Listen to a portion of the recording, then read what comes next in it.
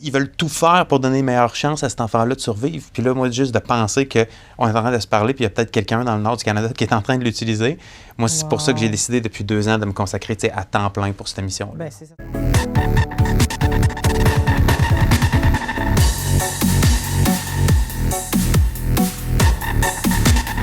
Là, j'ai le grand plaisir d'être avec le docteur Frédéric Lemaire. Bonjour Frédéric. Donc, vous êtes médecin d'urgence à l'hôpital Charlemagne et fondateur et directeur général d'Application MD. Bon, on va parler de... Vous avez plusieurs chapeaux, vous êtes récompensé aussi, vous avez eu des prix et tout ça, mais qu'on commence vraiment par parler de la mission d'Application MD. Comment ça a commencé, en fait? Comment vous en avez eu l'idée au départ de lancer cette entreprise-là qui fait des solutions technologiques, si je comprends bien? Oui, en plein ça. Merci beaucoup de l'opportunité. Moi, tout ça, ça a commencé dans mon début de pratique. Fait que je commençais comme jeune médecin d'urgence. Oui. Puis j'ai eu un cas vraiment super difficile. Tu sais, sur un de mes chiffres, il y a littéralement comme un infirmier qui s'est mis à courir en criant avec un bébé qui était vraiment très, très, très proche d'être en train de mourir. Oui. Puis contrairement à ce que les gens peuvent penser, ça, c'était quelque chose qui était absolument inattendu. Tu sais, moi, je n'avais pas de préparation. J'étais tout seul, avec un infirmier puis un bébé en train de mourir. Les parents n'étaient pas là. Il y avait un chaos indescriptible. Puis ce qui m'a le plus marqué de cette expérience-là, c'est que le challenge, c'était pas ce que je pensais, c'était pas le diagnostic. C'était assez clair qu'est-ce qui se passait avec le bébé, on savait tout quoi faire, mais le challenge était logistique. Fait que là, tu as 1 million de médicaments à administrer, mais pour chacun des médicaments, c'est le médicament est où, comment est-ce que je le mixe, comment que je calcule la dose, chaque pièce d'équipement, c'est quoi la grosseur du tube qu'on va utiliser. Puis ça, cette logistique-là, dans le chaos de la réanimation, c'était tellement difficile qu'on a vraiment passé à ça, de faire une erreur de dosage qui aurait pu être fatale pour ce petit bébé-là. Stress, il y a tout ce qu'on n'a pas prévu dans la théorie. Oui, c'est exactement ça. C'est comme s'il y a un gros gap, tu sais, entre être assis comme ça puis à parler d'une dose de médicaments, puis d'avoir 10 personnes dans une salle qui sont toutes très stressées parce qu'il y a la vie d'un enfant qui est en jeu. Puis il faut faire ces mêmes calculs-là, mais là, on essaie de les faire vite dans notre tête, puis ça, c'est à risque d'erreur. Fait que je suis ressorti de là, finalement, l'enfant a super bien évolué, mais je me suis dit, ça n'a aucun sens qu'on se ramasse à faire des calculs sur un comptoir avec un bout de papier. Puis c'est là qu'on a eu l'idée de créer un assistant en réanimation. Fait que notre vision, c'était de créer un logiciel qui était accessible n'importe où, tu sais, sur un iPad, un iPhone, un ordinateur, puis qui condensait tous les besoins logistiques de la réa pour que ce soit un infirmier, un médecin ou un pharmacien. La seule chose qu'il y a à faire, c'est qu'il rentre dans l'application, fait 3 clics, puis pouf! La grosseur du tube, c'est 3. Le médicament que tu veux donner, c'est comme ça qu'on le met. Pour tout enlever ça de nos épaules, pour pouvoir juste se focusser sur le patient. Bien, ça fait rêver. Là, on en est où? Est-ce que c'est une solution qui est vraiment adoptée? Oui, là, on a lancé ça au début, tu sais, de façon très naïve sur l'App Store, sans, tu sais, moi, il y avait des bénévoles, mais tu sais, c'était pas... Puis là, on s'est ramassé à ce que ça soit distribué dans plein de pays. Là, on a 6 000 utilisateurs actifs répartis dans 50 pays à travers le monde. Puis là, ça fait 1 an qu'on a vraiment comme lancé une version complètement hors ligne qui s'appelle Easy Resus, qui vient comme regrouper tous les piliers de la réanimation. Fait que l'équipement, les procédures, les algorithmes, pour enlever tout ça de la tête des professionnels de la santé. OK. Wow, c'est intéressant. Puis, est-ce qu'on a déjà une idée des milieux qui l'ont adopté? Est-ce qu'on peut donner, je veux dire, des chiffres, un portrait? Oui, c'est fou, ça donne le vertige, tu sais, parce que nous, en mettant ça sur l'App Store puis sur Google Play, il y a beaucoup de personnes dans plein de pays qui l'ont juste spontanément acheté. Puis après, on a aussi des licences qu'on vend à des hôpitaux. Fait que là, on a une vingtaine d'hôpitaux au Québec qui l'ont adopté, surtout dans le nord du Québec.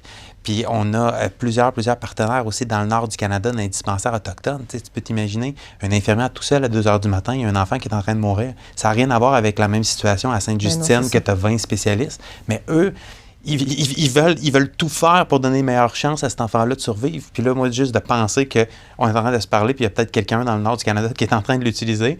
Moi, c'est pour ça que j'ai décidé depuis 2 ans de me consacrer à temps plein pour cette mission-là. Bien, c'est certain que c'est noble, puis de savoir qu'on a un impact comme ça déjà, c'est assez intéressant.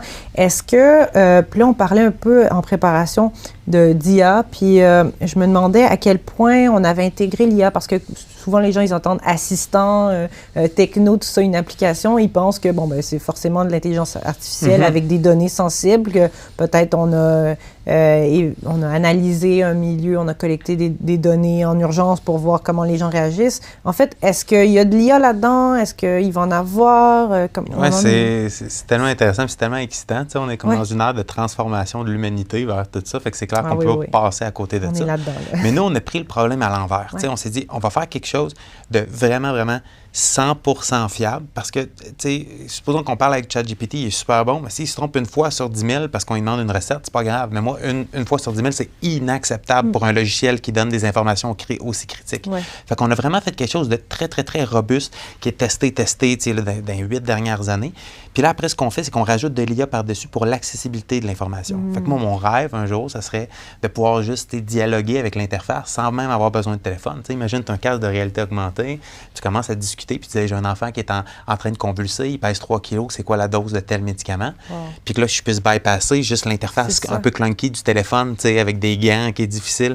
Fait que ça va plus être, dans le fond, pour augmenter les capacités de la solution qu'il y a déjà, mais à la base, notre solution, elle ne comporte pas d'IA. C'est tellement intéressant. Puis justement, là, je pense que vous avez un autre rêve que j'avais lu, c'était par rapport aux astronautes, parce que, il faut le dire, vous avez gagné un prix qui vous a été remis par l'Agence spatiale canadienne. Donc, en fait, je pense qu'on parle d'innovation qui peut profiter à des astronautes, qui peut profiter à des régions éloignées en termes de soins de santé, d'accessibilité. Est-ce que vous pouvez nous en parler? Oui, c'est vraiment spécial parce que, ça ne faisait pas partie de mes ambitions. Après ça, de dire, je vais faire une application pour les astronautes. C'est comme ça vient de où, cette affaire-là? Mais quand on y pense, les défis des astronautes, c'est extrêmement similaire à ceux des milieux en région éloignée. Mettons, on s'imagine, là, on est sur la Station spatiale internationale, il y a quelque chose qui ne marche pas, on peut retomber sur Terre. On s'en va vers Mars, il y a un délai de communication de 20 minutes. On peut être pris avec une tempête solaire qui a 0 communication pendant 1 semaine. Fait qu'on a besoin d'avoir une plateforme de médecine autonome. Puis ces défis-là, c'est la même chose qu'une infirmière prise d'une tempête de neige à Coujouac à 2 h du matin. Fait que dans le fond, la grosse prémisse de l'Agence spatiale, c'est-à-dire si les défis sont aussi similaires, peut-être qu'il pourrait y avoir une solution qui va faire les deux. Puis nous, on a appliqué sur ce gros concours-là pan-canadien, puis on a été les grands vainqueurs de ça. Wow. Puis là, on a un prototype spatial présentement qui va aller sur la Station spatiale internationale l'année prochaine.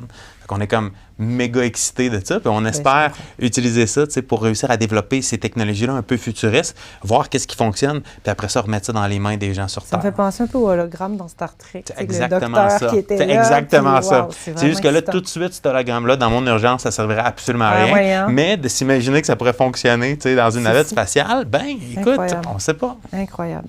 Franchement, merci beaucoup, Frédéric. C'est vraiment très intéressant. On va suivre ça de près parce que je pense qu'il y a plein d'innovations encore qui vont émerger.